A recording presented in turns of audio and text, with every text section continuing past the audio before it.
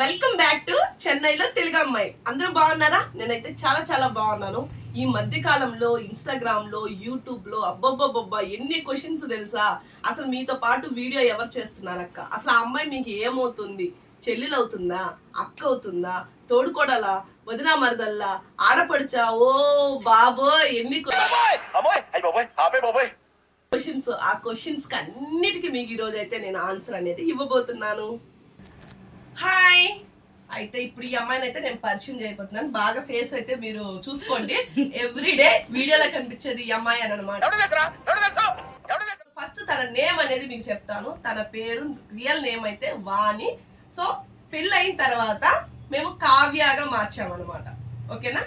So first ఈ అమ్మాయి అసలు నాకు ఏమవుతుందో అది చెప్పడానికి ముందు ఆ అమ్మాయి నోటితో అసలు వీడియోస్ ఎలా ఉన్నాయి, ఎలా వీడియోస్ నేర్చుకునింది అనే దాని గురించి ఫస్ట్ అయితే మనం క్లారిటీ తీసుకుందాం. అసలు యాక్టింగే రాదు ఈ అమ్మాయికి. అసలు ఎలా చేయాలా ఇంట్రెస్ట్ కూడా ఉండదు. అసలు ఫోటోస్ కూడా అంత లుక్ ఇవ్వలేదన్నమాట. అలాంటిది అసలు వీడియోస్ ఎలా చేస్తుంది అనేది ఈ అమ్మాయి వాయిస్ లోనే మనం ఈ అమ్మాయి మాటలోనే తెలుసుకుందాం. చెప్పు కావ్య. హాయ్ ఫ్రెండ్స్, బాగున్నారా? తోలు తీరిపోతుంది ఇక్కడ. బాగున్నారా వీడియోస్ చేయడం అంటే చాలా ఈజీ అనుకున్నాను. ఇంత కష్టమని నాకు అసలు తెలియదు. అందరూ అన్ని వీడియోస్ చేస్తారు, కానీ మోటివేషనల్ వీడియోలు చేయడం అంటే చాలా కష్టం. దాంట్లో ఒక మెసేజ్ ఉంటుంది. అసలు నాకు యాక్టింగ్ రాక కొన్నిసార్లు తను కొట్టింది, తిట్టింది, అన్ని భరించి ఇంత దూరం వచ్చా. ఎందుకంటే నాకు కొంచెం ఇంట్రెస్ట్ ఉంది కాబట్టి.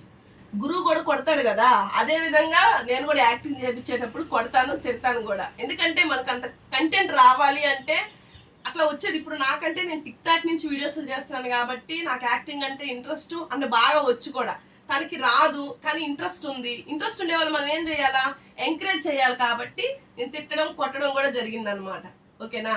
సో నెక్స్ట్ తను ఎవరు అనే విషయానికి వస్తే నేను ఇప్పుడు చెప్తున్నానండి. చెప్పు రాధిక. తను వచ్చి మా తమ్ముడు వైఫ్ అనమాట. నాకు ఓన్ తమ్ముడు. సో మా అమ్మకి వచ్చి నేను మా తమ్ముడు ఇద్దరమేనమాట. తమ్ముడు పేరు విక్రమ్, ముద్దుగా విక్కీ విక్కీ అని పిలుస్తూ ఉంటాము. వాడి వైఫ్ అనమాట. తను వచ్చేసి నా తమ్ముడు భార్య అవుతుంది. సో నేను ఆడపడుచు, తను నా మరదలు అనమాట. క్లారిటీ వచ్చింది అందరికి? వచ్చేసి ఉంటుంది. తమ్ముడు భార్య అంటే మేమేదో అరేంజ్డ్ మ్యారేజ్ అని చెప్పేసి అనుకోబాకండి. సో పెనాయిలు తాగిన మ్యారేజ్. పెనాయిలు తాగిన మ్యారేజ్.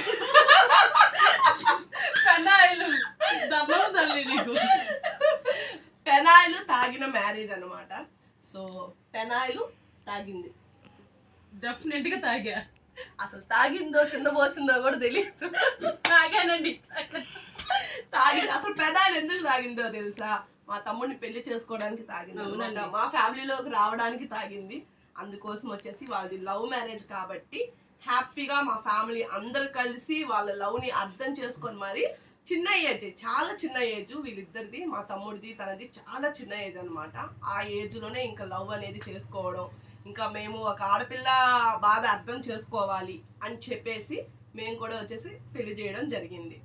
సో ఆ విధంగా అయితే మీకు రివీల్ అయిపోయింది అనుకుంటా. ఈ అమ్మాయి వచ్చేసి మా తమ్ముడు భార్య. వాళ్ళిద్దరు లవ్ మ్యారేజ్, లవ్ చేసుకున్నారు. మేమందరం కలిసి వచ్చేసి మ్యారేజ్ అనేది చేసామన్నమాట. సో మీకు అందరికీ తెలుసు నేను చెన్నైలో ఉంటానని చెప్పి. మాదొచ్చి నెల్లూరులో నాడిపేట అనమాట. మా ఇంటికి వీళ్ళింటికి ఎదురుగానే ఉంటాయి ఇల్లు. వీళ్ళు ఎప్పుడు లైన్ వేసుకున్నారో మాకు తెలియదు. వీళ్ళు ఎప్పుడు లైన్ వేసుకున్నారో మాకు తెలియదు. నేనైతే అమ్మాయికి రాలి. అసలు చదువుంటే దాని మీద ఇంట్రెస్ట్ ఉంటుంది. ఇంటర్ అయిపోయిన తర్వాత ఏదైనా ఒక జాబ్ చేసినప్పుడు ఇలాంటి పనులన్నీ జరగడం కామనే కదా. ఓహో, ఎవరికి ఇంటర్ అయింది? నీకైందా మా తమ్ముడికి? నాకైంది, ఇంటర్ అయింది. Okay okay. నేను జాబ్ చేస్తున్నాను అనమాట. శ్రీ సిటీలో జాబ్ చేస్తున్నా. తడా శ్రీ సిటీలో అమ్మాయి జాబ్ చేస్తూ ఉందన్నమాట. అప్పుడు జరిగింది అది. సో నేను ఇంతవరకు ఓపెన్ గా చెప్పాలంటే ఒకటి చెప్తున్నాను చూడండి. ఇంతవరకు వాళ్ళిద్దరు లవ్ స్టోరీ నేను అడగలేదు. ఆ అమ్మాయిని కూడా అడగలేదు. ఇప్పటికి పెళ్ళి అయ్యి 9 years అవుతుంది కదా, మాక్సిమం 9 years అవుతుంది. ఇప్పటికి అసలు మీరు లవ్ ఎక్కడ చూసుకున్నారు, ఎలా చూసుకున్నారు, ఎప్పుడు ప్రపోజ్ చేసుకున్నారు, అవి ఎప్పుడు నేను అడగలేదు అనమాట. ఓకే, లవ్ చేసుకున్నారు అది వరకే తెలుసు. సో జెన్యూన్ లవ్ అండి మాది. జెన్యూన్ లవ్ ఓన్లీ మాటలు చూపులు జస్ట్ అంతే. తర్వాత అక్కడి నుంచి ఓకే మనం జీవితం సాధించగలం అనుకున్నాం. అందరికి చెప్పాం, మ్యారేజ్ చేసుకున్నాం. ఓకే. నాకైతే ఒకటి కాన్ఫిడెన్స్, ఎందుకంటే నేను ఒకటి ఓపెన్ గా చెప్పాలంటే నా తమ్ముడికి అయితే అప్పుడే నాకు మ్యారేజ్ చేయాలనే లేదండి. ఓపెన్ గా చెప్తున్నా, నా తమ్ముడికి మ్యారేజ్ చేయాలని. ఎందుకంటే వాడు చాలా చిన్న పిల్లవాడు, మన సొసైటీ చూస్తున్నాము. మంచిగా వాడికంటూ ఒక లైఫ్ రావాలి, వాడికి ఒక ఫ్యూచర్ మీద ఒక అవగాహన అనేది ఉండాలా, నెక్స్ట్ పెళ్లి చేసుకుంటే వాళ్ళ భార్యని పోషించేదానికి ఒక ఉద్యోగం అనేది ఉండాలి. అవన్నీ వచ్చిన తర్వాత పెళ్లి చేయాలి అని చెప్పేసి నేను ఆలోచించున్నాను. కానీ వీళ్ళు అప్పటిదాకా ఆగలేదు. ఓకేనా, నేను అన్ని మా తమ్ముడి గురించి చెప్పిన. వాడు కొంచెం డ్రింక్ హ్యాబిట్స్ కూడా ఉన్నాయన్నమాట. దానివల్ల వచ్చేసి నాకు ఈ పెళ్లి చేయడం ఇష్టం లేదు. వాడికంటూ ఒక మెచ్యూరిటీ బాగా వచ్చిన తర్వాత చేయాలని. కానీ ఈ మాగలేదు. చెప్పాను కదా, పెనాయిలు తీసిన పెళ్లి ఇది. ఎవరైనా అయితే రిజెక్ట్ చేస్తుంటారండి ఖచ్చితంగా. కానీ మా వదిన అన్ని అర్థం చేసుకొని వాళ్ళ అమ్మతో మాట్లాడేసి వాళ్ళ ఆయన్ని కన్విన్స్ చేసి మమ్మల్ని ఇద్దరిని ఒకటి చేసింది. తర్వాత కూడా మా ఆయనకి చాలా గొడవలు వచ్చాయి. మేము నాయుడుపేటలో ఉండేటప్పుడు చాలా గొడవలు వచ్చాయండి. దానన్నిటిని దాటుకొని మీరు ఎందుకు నిలబడలేవు, నేను మీకు మ్యారేజ్ చేసిందని చెప్పి తన దగ్గర తీసుకొచ్చి మాకు జీవితాన్ని ఇచ్చింది. ఈరోజు వీడియోలు చేసేదానికి కూడా ఎంకరేజ్ చేసింది. ఏదో బాగా బతికేదానికి కూడా ఇంకా అవకాశం ఇస్తుంది మాకు ఇప్పటికీ. అంతే కదా, ఎవరైనా అత్తగారింట్లో పెళ్లి చేయడం వరకు సరిపోదు, జీవితాంతం వాళ్ళని కాపాడుకోవాలా. వాళ్ళకంటూ ఏదో అంటారు కదా, రైలు పట్టాల మీద వచ్చేటప్పటికి ఆ రైలు మనం జాగ్రత్తగా చూసుకోవాలి. అలానే వాళ్ళ జీవితం వచ్చేసి పట్టాల మీదకి వచ్చేటప్పటి వరకు మనం కొంచెం జాగ్రత్తగా కాపాడుకొని కొంచెం అసలు సపోర్ట్ ఇస్తా ఉంటే ఖచ్చితంగా వాళ్ళ జీవితం కూడా మంచిగా సాఫీగా సాగిపోతుంది. సో ఆ విధంగా మా తమ్ముడు వైఫ్ వచ్చేసి ఇప్పుడు నాయుడుపేట నుంచి షిఫ్ట్ అయ్యి, ఎందుకంటే అక్కడ కొంతమంది ఫ్రెండ్షిప్ల వల్ల మా తమ్ముడు చెడిపోవడం జరిగింది. ఆ తర్వాత చాలా కష్టాలు అయితే పడ్డామండి, చాలా అంటే చాలా కష్టాలు. నెక్స్ట్ వీడియోలో అయితే వాటి గురించి కూడా మీకు ఎక్స్ప్లెయిన్ చేయడానికి ట్రై చేస్తాము. చాలా కష్టాలు, అసలు చాలా కష్టాలు. నేను కానీ, ఈ అమ్మాయి కానీ, మా అమ్మ కానీ అందరం వాడి కోసం చాలా కష్టాలు పడి, అసలు వాడు నిజం చెప్తున్నా వాడు బతుకుతాడో లేదో అనే కూడా మాకు నమ్మకం అనేది కోల్పోయాం. అంత కష్టాలు అనుభవించాం మేమైతే. కానీ ఉన్నది ఒకే వారసుడు, ఒకే బిడ్డ. సో అంటారు కదా, చిన్న వయసు వీళ్ళది, వీళ్ళు మంచిగా బతికించాలా, వీళ్ళకి అర్థమయ్యేటట్టు చెప్పాలి అని చెప్పేసి చాలా ట్రై చేసేసి వాళ్ళ జీవితాన్ని నేను మా అమ్మ వచ్చేసి ఒక దగ్గరికి మేము కూడా ఏజ్ లేక మెచ్యూర్ లేక వీళ్ళని మా వదిని కూడా మేము ఎదిరించినా కూడా అవి ఏమనుకునిందో ఏమో మనసులో ఫస్ట్ బాధపడ్డా కూడా తర్వాత సరేలే మా చెల్లెలైతే నేను క్షమించనా, మా తమ్ముడే కదా, మా తమ్ముడు వైఫే కదా అనేసి మమ్మల్ని ఇంత దాటుకొని కూడా ఇప్పుడు హక్కుని చేర్చుకునిందంటే చాలా గొప్ప. ఎవరూ చేయలేరు అది. ఆడపడుచు వదిన అంటే ఎలా ఉంటారంటే ఒకరి ఇంటికి వస్తే ఒకరు ఉండరు, అలాంటి పరిస్థితి. కానీ మాకు ఎదిరించారనే మాట కానీ ఏ రోజైనా కానీ వాళ్ళని చులకనగా చూడాలని నాకు ఎప్పుడు అనిపిస్తుంది. వాళ్ళు నన్ను అట్ట చూడరు. మా అత్తమ్మ కానీ, మా వదిన కానీ, మా అన్న కానీ వాళ్ళు బిడ్డలాగే చూసుకుంటారు. దాంట్లో చాలా గొప్ప, నేను చాలా అదృష్టవంతురాలను కూడా ఈ విషయంలో.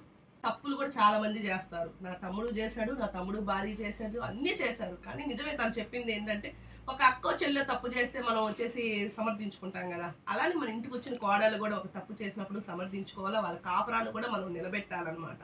అందుకోసమే వీళ్ళ కాపురాన్ని నిలబెట్టి నాయుడుపేట నుంచి ఇక్కడికి చెన్నైకి వచ్చేసి తీసుకురావడం. చాలా తాగుతాడండి, చాలా డ్రింక్ చేస్తాడు.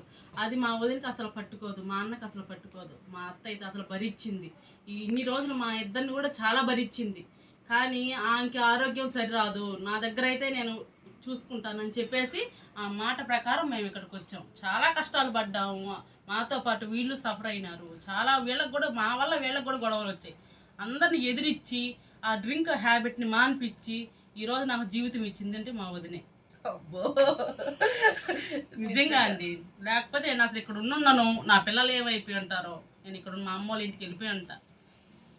అది నిజంగా చెప్పాలంటే అది పెళ్లి చేసినంత మాత్రాన కాదు, వాళ్ళ అమ్మ వాళ్ళ ఇంటికి పంపించిన, అమ్మ నీ భర్త మాదిరి చేస్తున్నాడు, నీ జీవితం నువ్వు చూసుకోపో అని చెప్పేదానికి ఒక్క నిమిషం చాలు. కానీ వెళ్తే అక్కడ వాళ్ళకి అవమానము, మా తమ్ముడికి మర్యాద ఉండదు, ఈ అమ్మాయికి విలువ ఉండదు, అత్తగారింట్లో విలువ పుట్టింట్లో ఏ ఆడపిల్లకి ఉండదు. అత్తగారింట్లో సద్దనం దాగినా కూడా సుఖంగా బతకచ్చు. ఏ రోజు నన్ను మా ఇంటికి పొమ్మని చెప్పరు, ఇక్కడే ఉండు, నీకేది కావాలన్నా మేము చూసుకుంటామని చెప్పేవాళ్ళే. కానీ మీ ఇంటికి పో, నువ్వు అక్కడ ఉండు అని నాకు ఇక్కడ చెప్పేవాళ్ళే లేరు. సొంత ఇల్లులాగా ఉంటా నేను ఇక్కడ, ప్రతిదీ నా సొంతంగా చూసుకుంటా.